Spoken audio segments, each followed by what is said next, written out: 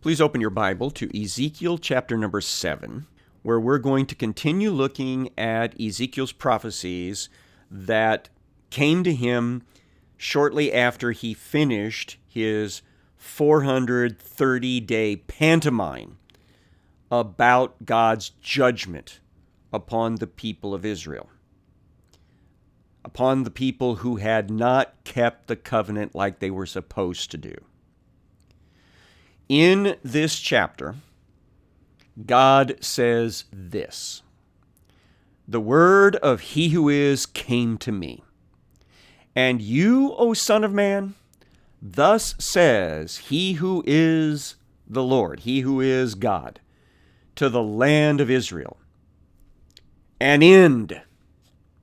The end has come upon the four corners of the land. Now the end is upon you, and I will send my anger upon you. I will judge you according to your ways, and I will punish you for all your abominations."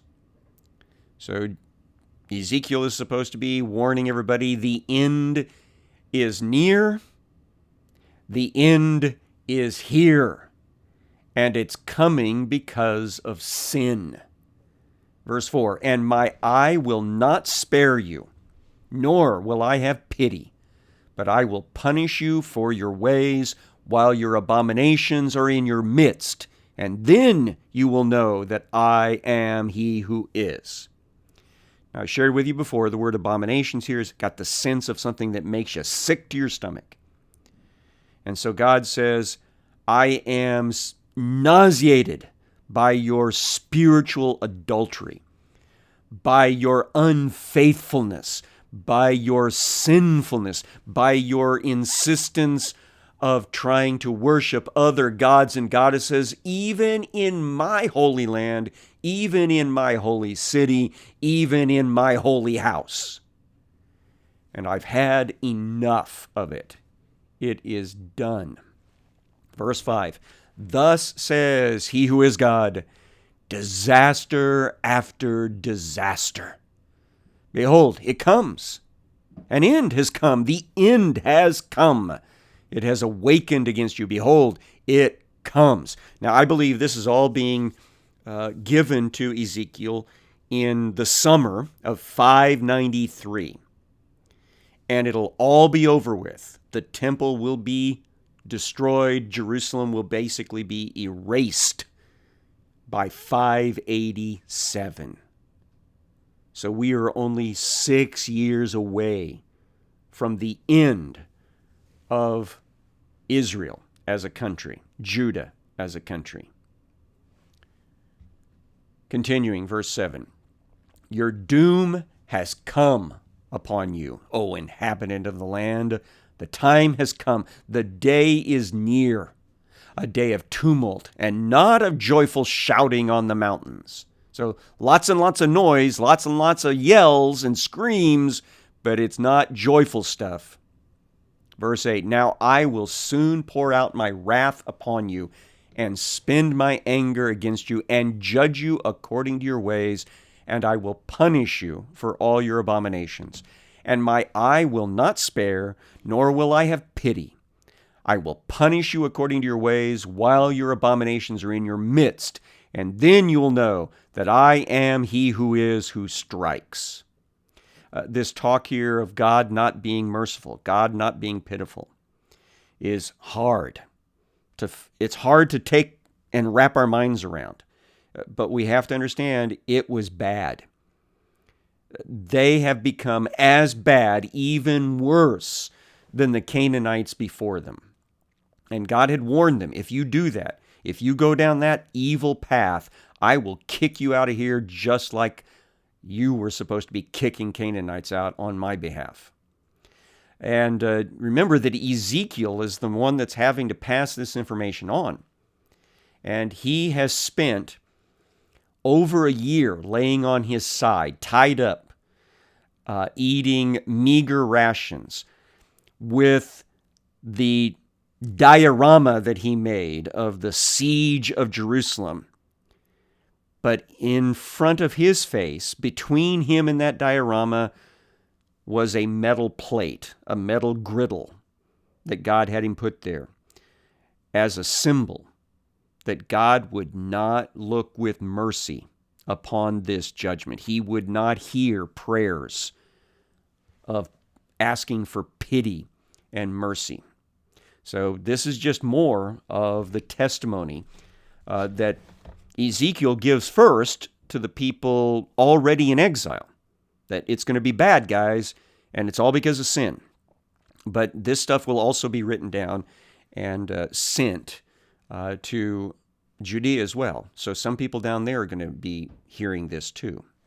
Verse 10, behold the day. Behold, it comes. Your doom has come. The rod has blossomed. Pride has budded. This is talk of agriculture. When the springtime comes, the stalks start blossoming out. They first put those little buds on, and then poof, those things pop open, and we've got leaves and we've got flowers. And you know then what's coming next. It's going to grow into the harvest time. And that's the idea here, is that the harvest of judgment is on the horizon. Verse 11, violence has grown up into a rod of wickedness. None of them shall remain, nor their abundance, nor their wealth, neither shall there be preeminence among them. See, class distinctions disappear when society collapses. It doesn't matter how much wealth you had before your city was overrun, because when it's overrun, you are just as much trouble as everybody else. Verse 12, the time has come, the day has arrived. Let not the buyer rejoice, nor the seller mourn. That's kind of a talk about how they used to do this bargaining.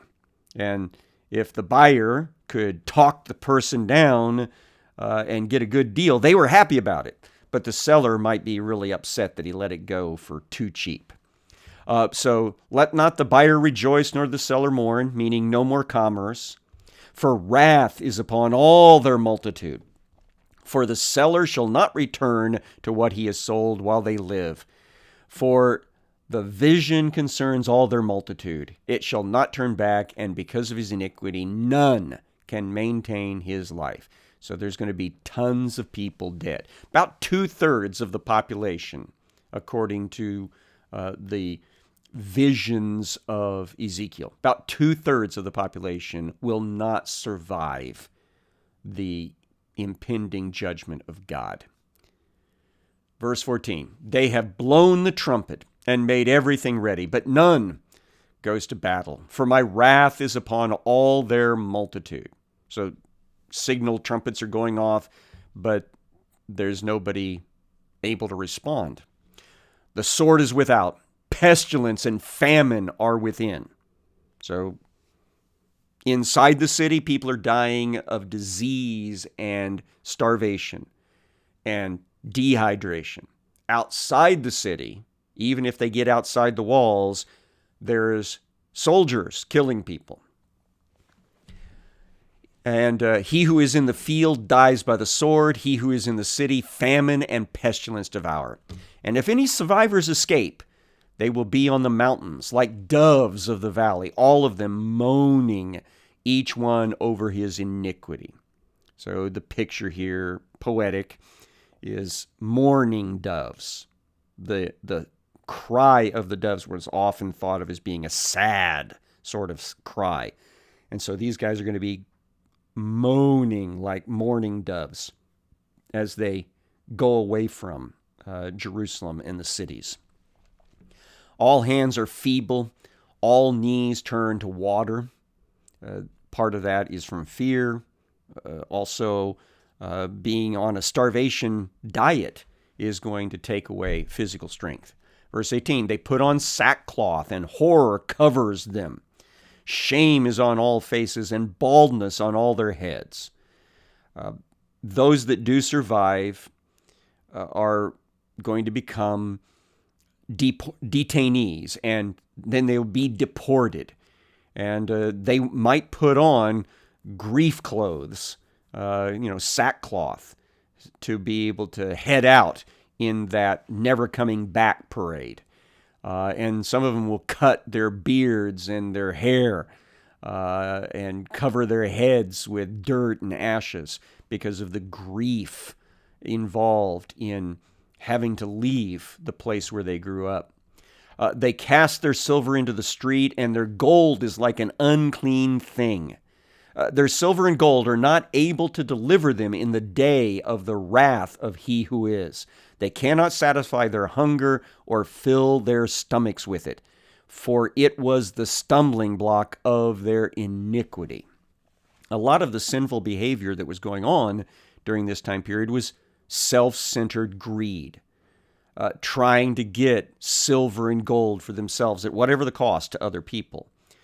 And when the judgment of God falls, the silver and gold is not going to do them any good. Any of them that are foolish enough to try to weigh themselves down with sacks of silver and gold to run away with, they're not going to get very far. It'll weigh them down, tire them out, and once they get identified by soldiers, that stuff's going to be taken away from them. And they might even be killed in the process. I think about the story of the destruction of Jerusalem in AD 70. There were a lot of Jewish people that tried to take their silver and gold with them by swallowing the coins and then surrendering or sneaking out and hoping they wouldn't get caught. But if they did, then they would just simply surrender as a civilian to the Romans. The goal was that once they were safe somewhere else, they could just wait until that gold and silver passed through their system. And then they'd have their filthy money back for themselves. But it backfired on them because somebody, these were auxiliary soldiers, I believe, got word that Jews were doing that, and they just started killing them and gutting them and taking their stuff. I think it was General Titus that tried to stop that. But once the story goes out that you can gut a Jew and get rich, that led to a lot of atrocities in AD 70 and slightly before that during the siege. And so here's the prophecy that gold and silver is not going to do the Israelis, the Judeans, any good in the destruction that's coming. Verse 20, his beautiful ornament they used for pride, and they made their abominable images and their detestable things of it. So some of their gold and silver they were using to make idols, which is why God's judgment is coming. That's why the day of God's wrath is coming. Therefore I will make it an unclean thing for them, and I will give it into the hands of foreigners for prey, and to the wicked of the earth for spoil, and they shall profane it. I will turn my face from them, and they shall profane my treasured place. Robbers shall enter and profane it. So God is going to let even the temple be plundered, because the temple is only being used for the worship of pagan deities right now, not really for the worship of Him. Because if it was for the worship of Him, there wouldn't be idols and altars to other gods and goddesses inside the compound of the Temple Mount. Verse 23, forge a chain, for the land is full of bloody crimes, and the city is full of violence. Chains will be used on some of the people as they're taken away. I will bring the worst of the nations to take possession of their houses. I will put an end to the pride of the strong, and their holy places shall be profaned. When anguish comes, they will seek peace, but there shall be none. That's another one of those things that God is not going to show mercy to those who are suffering under this judgment. Makes me think forward to the book of Revelation, where those who have totally blown God off and taken the mark of the beast, when all the judgments of God starts falling upon them, there is no mercy, no compassion for those folks because they had their chance and refused to obey the word of He who is. And so that's what's happening here that Ezekiel is passing on from the Holy Spirit. Verse 26, disaster comes upon disaster. Rumor follows rumor. You know that that's very common in a chaotic period. They seek a vision from the prophet, while the law perishes from the priest and counsel from the elders. So they'll be begging leadership to guide them and save them and help them. They'll be begging these false prophets to do something. They'll be begging the priests to do something, but the priests won't have any good advice because they've already been ignoring the law. They'll be begging the elders, the Sanhedrin members, to give them good counsel, and there won't be any good counsel because this is the time of God's wrath. Verse 27, the king mourns, the prince is wrapped in despair, and the hands of the people of the land are paralyzed by terror. According to their way, I will do to them, and according to their judgments, I will judge them, and they shall know that I am He who is. So the judgment is coming, and it's all because of sin. That testimony needs to be very clear. It needs to be verbalized by prophets like Ezekiel and Jeremiah. Daniel's going to be involved in some of that testimony as well. And it will be written down for all ages to follow, so that we're even reading it right now and thinking about the fact that when God brings His judgment upon a nation or a people or upon a world that is in sin, that is a very serious time period.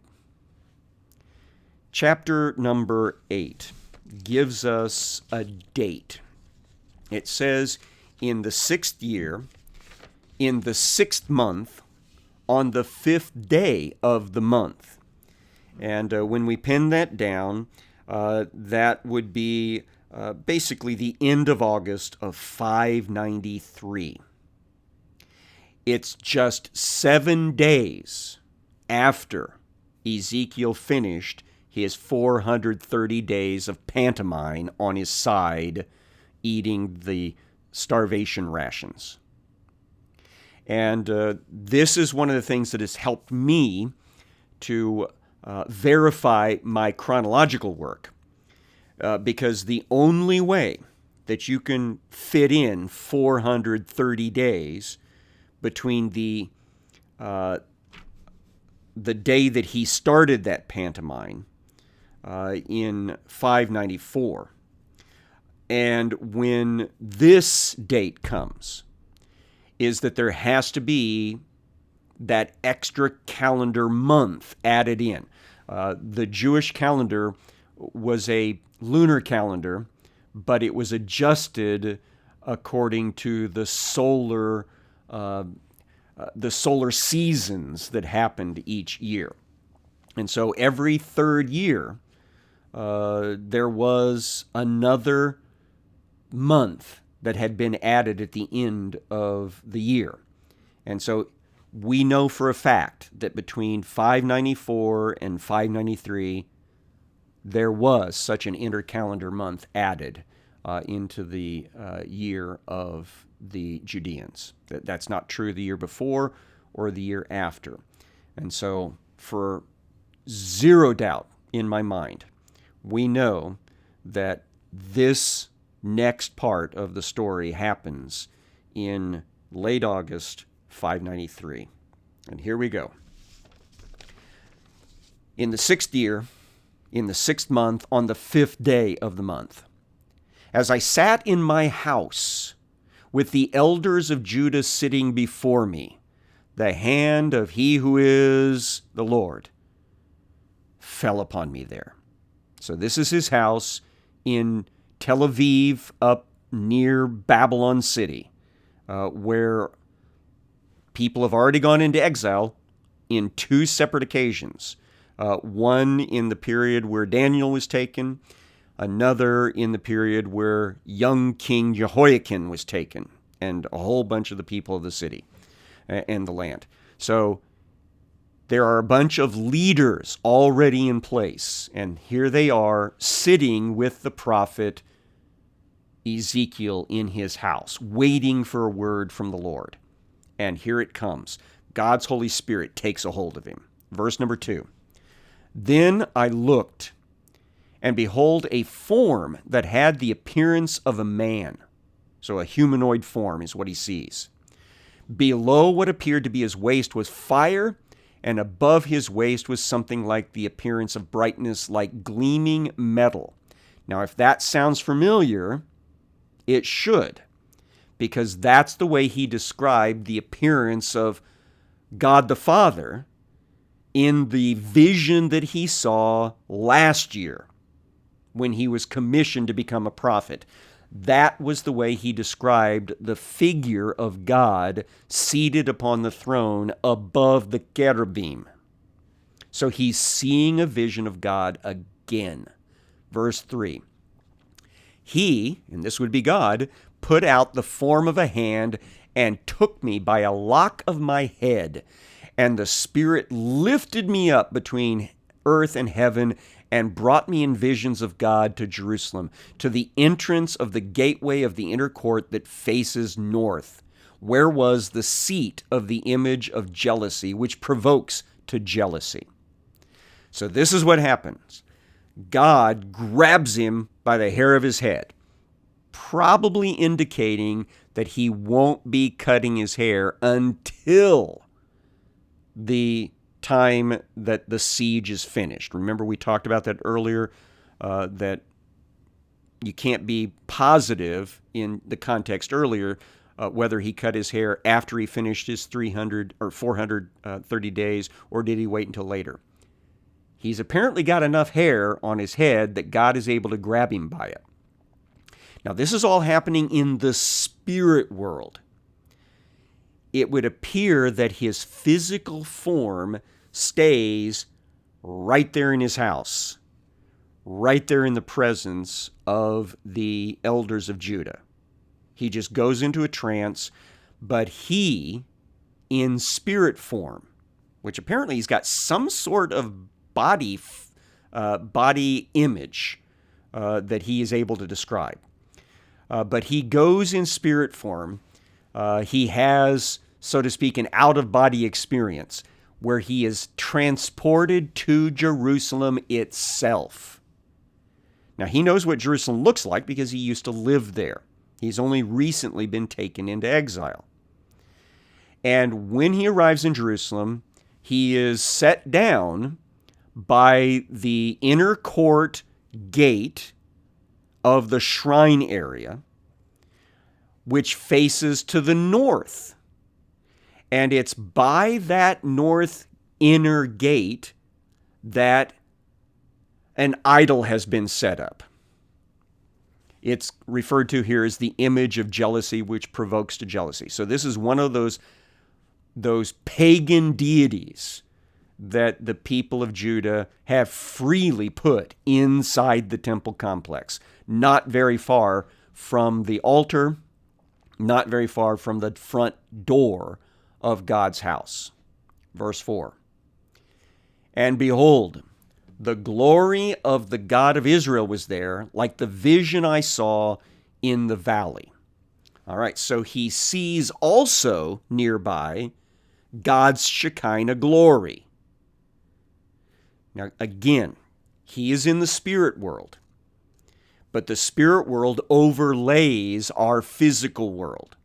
So he is able to see things that are going on in the physical world at the same time he sees things going on in the spiritual world. It's just one of those odd things that can happen to a prophet. And then he starts describing what he sees next. Then he said to me, Son of man, lift up your eyes now toward the north. So I lifted up my eyes toward the north, and behold, north of the altar gate in the entrance was this image of jealousy. So again, this pagan deity image is right there near this north inner gate to the temple. And apparently the north gate is somehow in alignment or related to the sacrificial altar, because it's also called here the altar gate. And he said to me, Son of man, do you see what they are doing? The great abominations that the house of Israel are committing here to drive me far from my sanctuary? But you will see still greater abominations. So what's happening here is God is bringing him up to speed, and through him, the exiles already in Babylon, as to how things have deteriorated so badly back at Jerusalem that they are worshiping an idol in the temple complex. That's how bad it is. But after God shows him that, which no doubt made Ezekiel sick to his stomach, God says, you've not seen anything. I'm going to show you things even worse than that. Now, we're running out of time, so we'll just barely get started on this next thing. Verse 7, he brought me to the entrance of the court, and when I looked, behold, there was a hole in the wall. And then he said to me, Son of man, dig in the wall. So somewhere where there's an entrance to the court of worship here for this temple, he comes to a wall, and he's shown a little hole in this wall, and he's told, start digging through that hole. Now, I don't think it actually affected the real place in the real world, but it does open things up for him to see what's hiding inside that wall, which is the most important thing. So I dug in the wall, and behold, there was an entrance. Come back tomorrow, and we'll see what abominations inside that entrance.